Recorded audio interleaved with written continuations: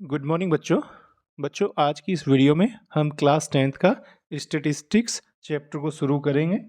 तो चलिए शुरू करते हैं। तो इस चैप्टर में हमें सेंट्रल टेंडेंसी को पढ़ना है। तो सबसे पहले हम यहाँ पर समझेंगे सेंट्रल टेंडेंसी क्या होती हैं। तो देखिए, इस चैप्टर में हमें 3 सेंट्रल टेंडेंसी को डिस्कस करना है, जिन्हें हम 3M से रिप्रेजेंट कर सकते हैं। ये 3M क्या होते हैं? First mean, second median, third mode. तो ये मीन, मीडियन एंड मोड, इन तीनों को हम क्या बोलते हैं? Central tendency. तो इस चैप्टर में हम इन तीनों सेंट्रल टेंडेंसी को ही डिस्कस करेंगे।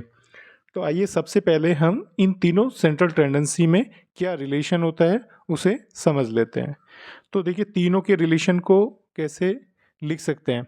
सबसे पहले 1 2 3 इन तीनों नंबर को 1 2 3 तीनों नंबर को डिसेंडिंग ऑर्डर में लिख लीजिए। तो डिसेंडिंग ऑर्डर में हम कैसे लिख सकते हैं? 3 2 1।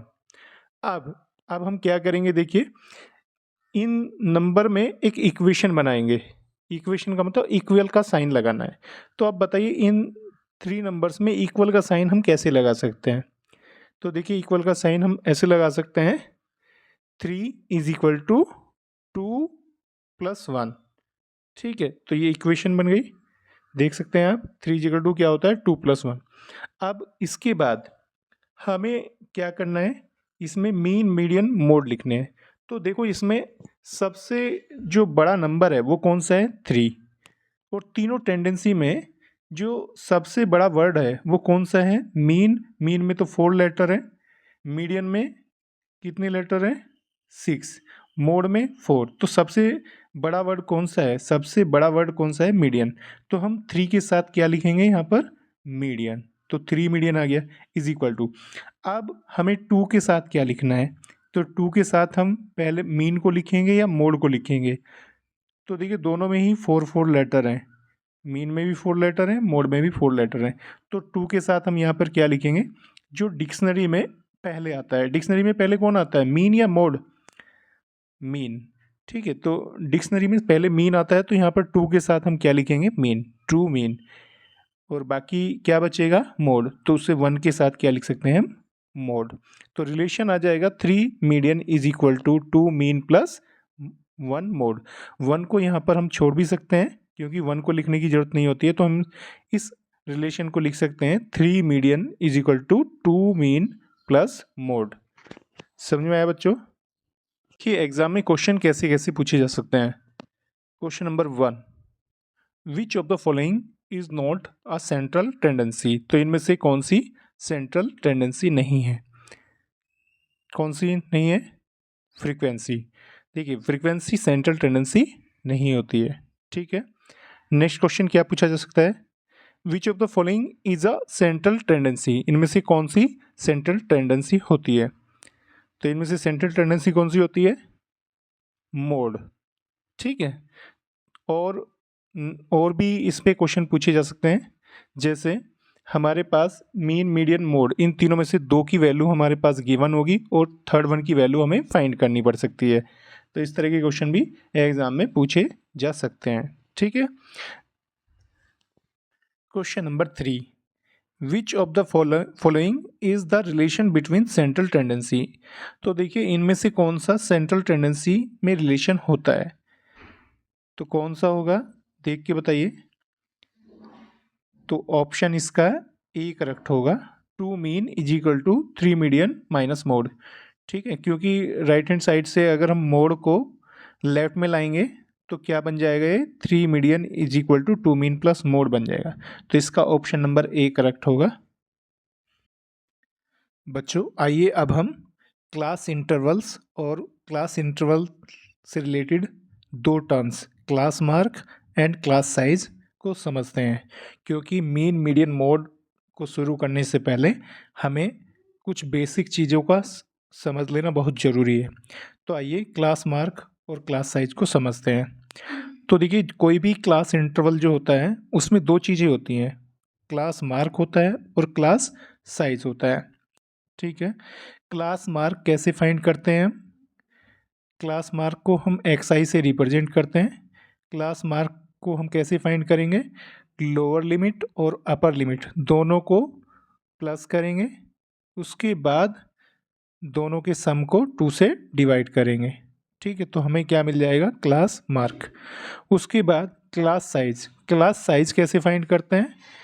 अपर लिमिट में से लोअर लिमिट को माइनस कर देते हैं तो हमारे पास क्लास साइज आ जाता है।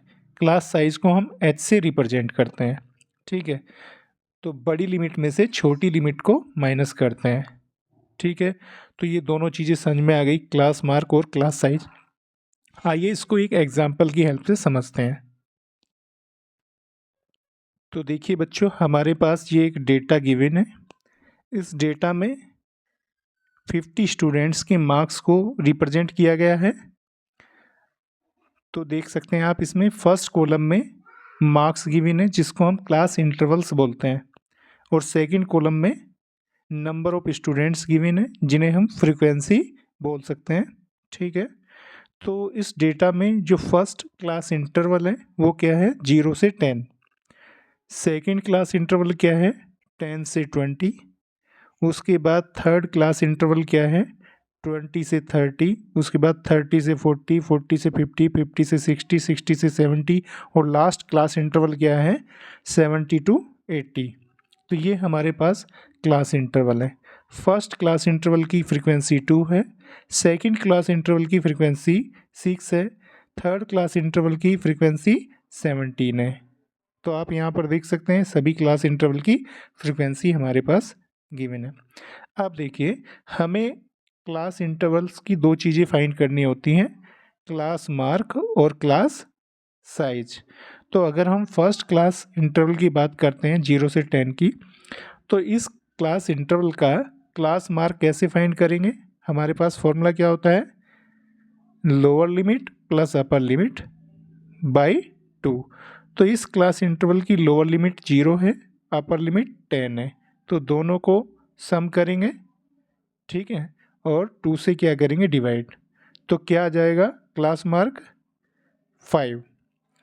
तो देखिए, हम इसी फॉर्मूले की हेल्प से हम बाकी के क्लास इंटरवल के भी क्लास मार्क फाइंड कर सकते हैं। ठीक है, तो अब आते हैं नेक्स्ट पॉइंट पर। तो नेक्स्ट पॉइंट हमारा क्या है? Class size. क्लास साइज के लिए हमारे पास क्या फॉर्मूला होता है? क्लास साइज को हम h से रिप्रेजेंट करते हैं। h is equal to upper limit minus lower limit.